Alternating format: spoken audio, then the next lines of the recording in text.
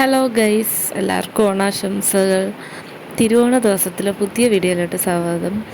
ഞാൻ തിരുവോണത്തിൻ്റെ അന്നെടുത്ത വീഡിയോ ആണ് ഇത്. ഞങ്ങൾ തിരുവോണത്തിൻ്റെ ദിവസത്തിൽ കുറച്ച് വിശേഷങ്ങൾ.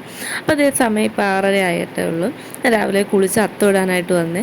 റൂഹിയും കുളിച്ച് റൂഹിയുടെ അത്തമിടും. അവൾ പറഞ്ഞ അമ്മ ഞാൻ അത്തമിടാമെന്നും. അപ്പോൾ ഞാൻ പറഞ്ഞ ഞാൻ അവൾക്ക് വരച്ചു കൊടുത്തിട്ട് പൂ എങ്ങനെയൊക്കെ ഇടണമെന്നും പറഞ്ഞു കൊടുക്കും.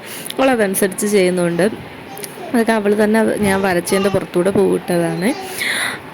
അവളുടെ ഒരു സന്തോഷമല്ലേ.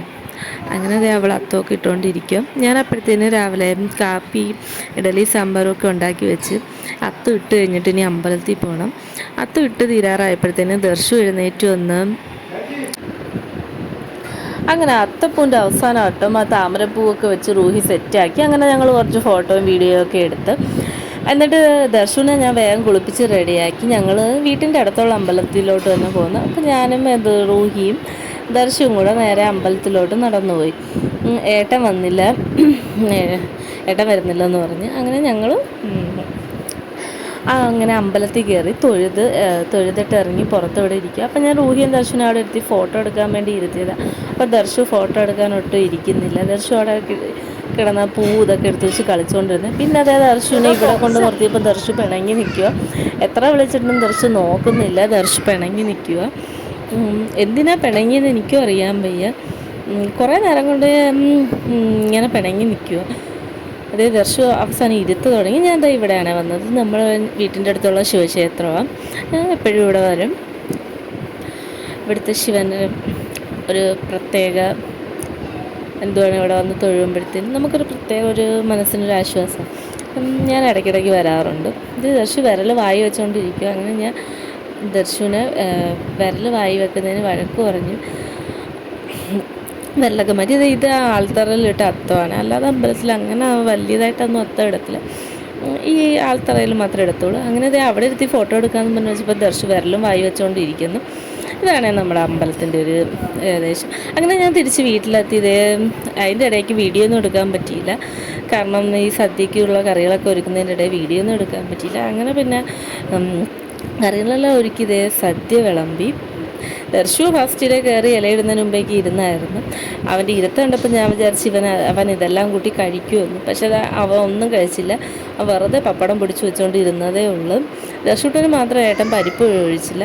അങ്ങനെ പിന്നെ ഞാൻ ദർശൂട്ടന് പരിപ്പ് ഒഴിച്ചു കൊടുത്തു. റൂഹി അങ്ങനെ അവന് പപ്പടമൊക്കെ പൊടിച്ചു കൊടുക്കുന്നു. വാരി കൊടുക്കാമെന്ന് പറഞ്ഞപ്പോൾ അവന് വേണ്ട. അവന് വാരിയൊക്കെ കൊടുക്കുക. ഉടനെ പായസം ഞാൻ ഒഴിച്ചു വെച്ചത് അതിൻ്റെ അകത്ത് മുക്കിയൊക്കെ ചോറ് കഴിക്കുന്നു. ഇനിയിപ്പോൾ ദർശു കണ്ടാൽ പിന്നെ ദർശു പായസത്തിൽ മുക്കി ദർശു പായസം മാത്രമേ കഴിക്കത്തുള്ളൂ. ദർശു എന്തായാലും ചോറ് പപ്പടമൊക്കെ പൊടിച്ച് കഴിക്കാൻ തുടങ്ങിയത്. അതിന് മുമ്പേ കുറച്ച് ചിപ്സ് കഴിച്ച് വയറ് നിറഞ്ഞിരിക്കും. അതുകൊണ്ട് അവൻ കഴിക്കുമെന്ന് എനിക്കറിയത്തില്ല. അവന് ഞാൻ വാരി കൊടുക്കാമെന്ന് പറഞ്ഞപ്പോൾ വേണ്ടെന്ന് പറഞ്ഞു. അപ്പോഴത്തേന് പിന്നെ അവൻ ആ ഇലയൊക്കെ അവിടെ വെച്ചിട്ട് അവനങ്ങ് വിളമ്പാനായിട്ട് എഴുന്നേറ്റ്. ഞാൻ ഇത്രയും കറികളൊക്കെയാണ് കേട്ടോ സദ്യയ്ക്ക് ഉണ്ടാക്കിയത്. ദർശു എന്നിട്ട് ചിപ്സ് പിന്നെ എടുത്ത് വാരി കഴിക്കും. അതിൻ്റെ ഇടയിൽ കൂടെ ഞങ്ങൾക്ക് വിളമ്പി തരുന്നതും ഉണ്ടായിരുന്നു. ചിപ്സൊക്കെ ഞങ്ങൾക്ക് ഇലയിൽ വെച്ച് തരുന്നേ ഉണ്ടായിരുന്നു. പിന്നെന്തുവാ, ദർശുവിൻ്റെ ചോറ് അതാണ് കിരിക്കുക. അവൻ്റെ വന്നിരുന്ന് ചിപ്സ് കഴിക്കുക. എന്നിട്ട് അവനിത് കണക്ക് ഇങ്ങനെ വിളമ്പാനൊക്കെ ഭയങ്കര ഇഷ്ടമാണ്. വീട്ടിൽ തന്നെ ഇത് കണക്ക് കറിയും പാത്രമൊക്കെ എടുത്ത് വെച്ച് കളിക്കുകയും രസം ഒഴിക്കുകയും സാമ്പാർ ഒഴിക്കുകയും എന്തൊക്കെ പറഞ്ഞ് ഭയങ്കര കളിയാണ് അവൻ. അതായത് പച്ചടിയൊക്കെ എടുത്ത് ഞാൻ അപ്പോൾ പറയുന്നുണ്ട് ദർശയുടെ വഴി തറയെ വീഴുമെന്ന്. എന്നിട്ട് എനിക്ക് ഇലയിൽ വിളമ്പി തരാൻ വേണ്ടിയായി കോരി എടുക്കുന്ന കോരിയിട്ടും വരുന്നില്ല. അവസാനം കോരി അവിടെ അങ്ങ് കമത്തി. എന്നിട്ട് പെട്ടെന്ന് അത് മാറ്റി വെച്ചിട്ട് എൻ്റെ നിന്ന് വഴക്ക് കേൾക്കുമെന്നും പറഞ്ഞും ദൂരെ മാറി നിന്നിട്ട് ഇങ്ങനെ നോക്കുക. കുരുത്തക്കേട് ചെയ്തിട്ട് ദർശനം ഇങ്ങനെ മാറി നിൽക്കുക. എന്തേലും വഴക്ക് കേൾക്കുമെന്നും പറഞ്ഞ് എന്നിട്ട് ചോറ് എടുക്കാമെന്നും പറഞ്ഞ് ചോറ് പൊക്കിയെടുക്കാൻ പോയപ്പോൾ ഞാൻ പറഞ്ഞു ദർശു എടുക്കരുത് അടിയിട്ടുമെന്ന് പറഞ്ഞപ്പോഴത്തേന് വന്നിരുന്ന് ചോറ് കഴിക്കാനായിട്ട് വന്നിരിക്കുക. എന്നിട്ട് വേറെ റൂമിലോട്ട് പോയി അവ ഇരുന്നില്ല. അങ്ങനെ പിന്നെ ഞങ്ങൾ ചോറൊക്കെ കഴിച്ചിരുന്നത് നമ്മൾ അവിടെ പരിപാടി ഉണ്ട്. അങ്ങനെ വടംവലി കാണാനായിട്ട് വന്നു. ഞങ്ങൾ വന്നപ്പോഴത്തേനും ഏകദേശം വടംവലി തീരാറായി. ലാസ്റ്റ് റൗണ്ട് എങ്ങാണ്ടായിരുന്നു. അപ്പോഴത്തേനും ഇവർ ജയിച്ച് അവിവാഹിതർ. അത് കഴിഞ്ഞ് പിന്നെ പെണ്ണുങ്ങളെ വടംവലി ഉണ്ടായിരുന്നു.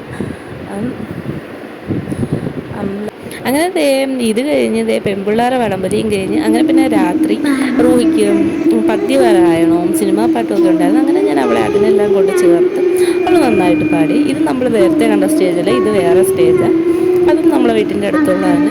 അപ്പോൾ ഇത്രയൊക്കെയുള്ളൂ നമ്മുടെ ആ തിരുവോണ ദിവസത്തെ വിശേഷം. അപ്പോൾ നിങ്ങൾക്കിത് എൻ്റെ ഈ വീഡിയോ ഇഷ്ടപ്പെട്ടെങ്കിൽ എല്ലാവരും ഒന്ന് സബ്സ്ക്രൈബ് ചെയ്യുകയും ലൈക്ക് ചെയ്യുകയൊക്കെ ചെയ്ത് എന്നെ ഒന്ന് സപ്പോർട്ട് ചെയ്യണേ. അപ്പോൾ അടുത്ത വീഡിയോ ആയിട്ട് കാണുന്നവരെ tata bye bye, see U.